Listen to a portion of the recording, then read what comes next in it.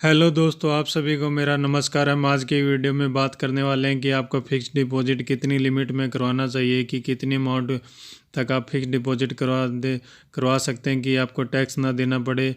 हम आज की वीडियो में बात करेंगे कि फिक्स डिपॉजिट कितनी लिमिट में करवाना चाहिए, जनरल पब्लिक का एफडी का लिमिट क्या रखना चाहिए, सीनियर सिटीजन के लिए एफडी को किस लिमिट में करवाना चाहिए। उसके बाद बात करेंगे कि हमें टैक्स कितना देना पड़ता है अगर हम उस लिमिट से क्रॉस करते हैं एफडी के ऊपर, तो हमारा टैक्स कितना लगेगा। उसके बाद बात करेंगे फॉर्म 15G क्या होता है, फॉर्म 15H क्या होता है, कौन लोग इनको दे सकते हैं। उसके बाद करेंगे कि फॉर्म 26AS का आप सभी के लिए क्या यूज होता है। तो आपके ये सारे टॉपिक आज की वीडियो में हम कवर करने वाले हैं, तो आपके वीडियो के लास्ट तक ज़रूर बने रहिए। जिसको भी या बैंक में एफडी करवानी होती है तो इन सारी चीज़ों का आपको पता होना चाहिए, तो आप वीडियो के लास्ट तक बने रहिएगा। आपको एक एक टॉपिक डिटेल में बताएंगे। उससे पहले अगर आप हमारे चैनल पर नए हैं तो प्लीज़ वीडियो को लाइक कर दीजिएगा और चैनल को सब्सक्राइब कर दीजिएगा। तो चलिए शुरू करते हैं। सबसे पहले हम आपको बताते हैं कि एफडी लिमिट जनरल पब्लिक के लिए क्या होना चाहिए। एफडी लिमिट अगर हम जनरल पब्लिक की बात करें, अगर आपकी एज 60 साल से कम है और आपका टोटल इंटरेस्ट इनकम अगर एफडी के ऊपर जो भी ब्याज है साल के अंदर 40,000 से ऊपर जा रहा है, तो आपको 10% TDS यानी कि टैक्स डिडक्ट होता है। आपका बैंक आपका 10% TDS डिडक्ट करेगा।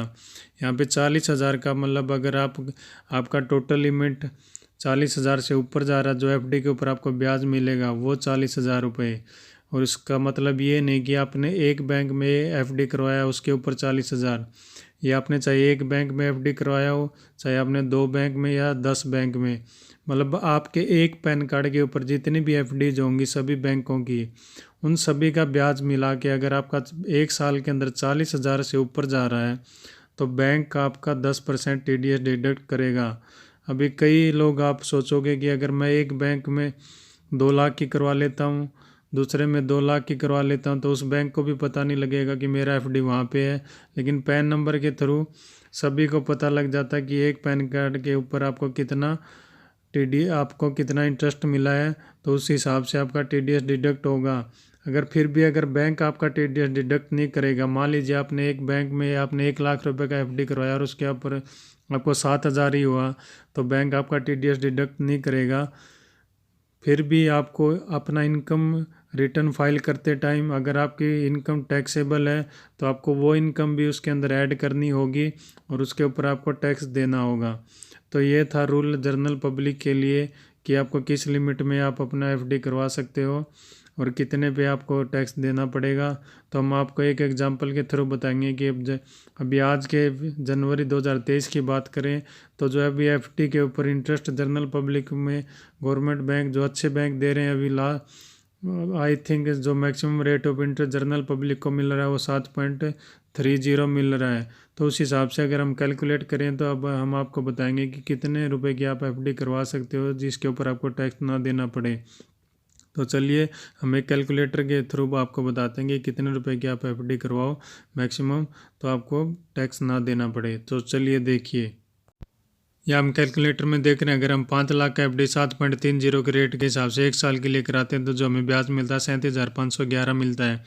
हम एफडी का अमाउंट बढ़ा देते हैं, 5,30,000 कर देते हैं, तो हम देखेंगे कि ब्याज जो मिलेगा 39,762 रुपये मिलेगा 1 साल का।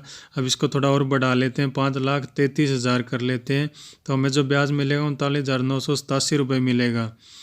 अब इसको थोड़ा और बढ़ाते हैं, तो जैसे ही हम देखेंगे कि इससे ऊपर अगर हम करेंगे तो ये 40,000 हमारा क्रॉस कर जाएगा। 5,34 करेंगे तो आप देखोगे 40,062 रुपये मिल रहा है, तो मतलब इसके ऊपर TDS लगेगा। तो हम जनरल पब्लिक में जो मैक्सिमम कर सकते हैं अभी रेट के हिसाब से 5,33,000 रुपये का टोटल एफडी कर सकते हैं। अब बात करते हैं FD limit for senior citizen की, कि सीनियर सिटीजन किस अमाउंट का एफडी लिमिट करवा सकते हैं कि उनको टैक्स ना देना पड़े। अगर इंटरेस्ट इनकम सीनियर सिटीजन की अपनी एफडी के ऊपर जो इंटरेस्ट इनकम अगर वो 50,000 से ज़्यादा का बन रहा है तो उनको TDS डिडक्ट होता है 10%। अगर सीनियर सिटीजन की जितनी भी एफडी हैं सेम रूल अप्लाई होता है यहाँ पे भी। अगर आपका एक बैंक में एफडी हो चाहे 10 बैंक में एफडी हो, आपका टोटल आपके नाम पे जितना भी एफडी है आपके पैन कार्ड पे, अगर उन सभी का इंटरेस्ट मिला के अगर 50,000 से ज़्यादा मिल रहा है तो आपको टैक्सेबल इनकम में ऐड होगा और उसके ऊपर आपको 10% डिडक्ट देना पड़ेगा TDS।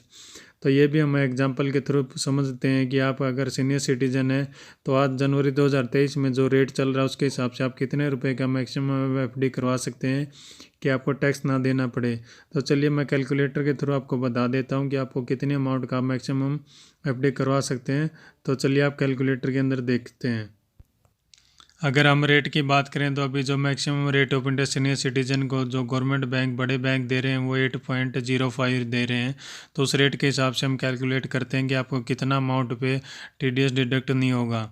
तो चलिए आप देखते हैं, जैसे कैलकुलेटर पे आप देख रहे हैं अगर हम 6 लाख रुपए का एफडी करवाते हैं जो मैक्सिमम रेट ऑफ इंटरेस्ट अभी आपको मिल रहा है 8.05, एक साल के लिए करते हैं तो 49,748 रुपये बनता है 6 लाख का ब्याज। अगर हम अमाउंट को 6 लाख से ज़्यादा कर देते हैं, मान लीजिए 6,10,000 रुपये कर दिया और हम अभी ब्याज देखेंगे तो अब देखेंगे 50,000 को क्रॉस कर गया, 50,607 रुपये बन रहा है। तो सीनियर सिटीजन जो टैक्स से बचना तो आप मैक्सिमम लिमिट अपना एफडी का 6 लाख रुपये रखिएगा। उसके बाद बात करते हैं फॉर्म 15G के बारे में। फॉर्म 15G एक ऐसा फॉर्म होता है जो हम बैंक में जमा करवाते हैं। अगर हम चाहते हैं कि हमारा इंटरेस्ट पे टीडीएस डिडक्ट ना हो तो उसके लिए हमें फॉर्म 15G जमा करवाना होता है। फॉर्म 15G कौन जमा करवा सकता है? कोई भी इंडिविजुअल टैक्स पेयर जिसकी उम्र 60 साल से कम होती है या कोई भी एचयूएफ फर्म या कोई भी ट्रस्ट है फॉर्म 15G जमा करवा सकते हैं। फॉर्म 15G को आप अपने एफडी के फॉर्म के साथ ही जमा करवा दीजिए। अगर आपको लगता है कि आपका टीडीएस डिडक्ट होगा तो उसको अपने फॉर्म के साथ ही जमा करवा दीजिए। और फॉर्म 15G आप अपनी सभी बैंक की ब्रांचेज में या सभी बैंक्स में जहाँ जहाँ पे आपने फिक्स डिपॉजिट करवाया है अपने नाम पे तो आप वहाँ सभी जगह पे अपना फॉर्म 15G जमा करवा दीजिए ताकि कहीं पर भी आपका फिक्स डिपॉजिट के ऊपर जो इंटरेस्ट बनेगा उसके ऊपर टीडीएस डिडक्ट ना हो। उसके बाद बात करते हैं फॉर्म 15G आपका तभी आप जमा करवा सकते हैं जब आपकी टैक्सेबल इनकम जो होती है उसके ऊपर टैक्स लाइबिलिटी ना बन रही हो, मतलब आपके टोटल इनकम पे आपकी टैक्स लाइबिलिटी ना बन रही हो, तभी आप फॉर्म 15G जमा करवाइए। उसके बाद करते हैं फॉर्म 15G को ओनली रेजिडेंट इंडियन ही जमा करवा सकते हैं, एनआरआई लोग फॉर्म 15G नहीं जमा करवा सकते। उसके बाद एक बात और है, अगर आपका टोटल इंटरेस्ट इनकम 2.5 लाख से ज़्यादा बन रहा है तो भी आप फॉर्म 15G जमा नहीं करवा सकते, मतलब आपकी टोटल इंटरेस्ट इनकम 2.5 लाख से ज़्यादा नहीं होनी चाहिए तभी आप फॉर्म 15G जमा करवा सकते हैं। तो चलिए ये था फॉर्म 15G के बारे में। अब हम बात करते हैं फॉर्म 15H के बारे में। फॉर्म 15H अगर आपकी एज 60 साल हो चुकी है तो सीनियर सिटीजन या 60 साल है या 60 साल से ऊपर है तो अगर आप सीनियर सिटीजन हैं तो आप फॉर्म 15H अपने बैंक में जमा करवा सकते हैं ताकि आपका टीडीएस डिडक्ट ना हो। अगर आपकी टैक्सेबल इनकम 3 लाख से ज़्यादा जा रही है, अगर आप 80 साल से ऊपर की उम्र के हैं तो आपकी टैक्सेबल इनकम 5 लाख से ज़्यादा जा रही है तो अभी आप फॉर्म 15H जमा करवा सकते हैं।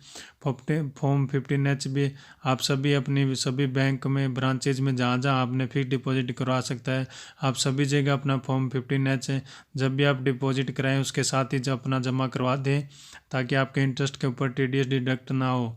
अगर आपको लग रहा है कि आपकी पहले से एलिजिबिलिटी आ रही है टीडीएस डिडक्ट होगा आपके इंटरेस्ट के ऊपर तो आप पहले से ही उसको जमा करवा दीजिए अगर आपकी टैक्स लायबिलिटी नहीं बन रही है। अब बात करते हैं फॉर्म 26AS क्या होता है।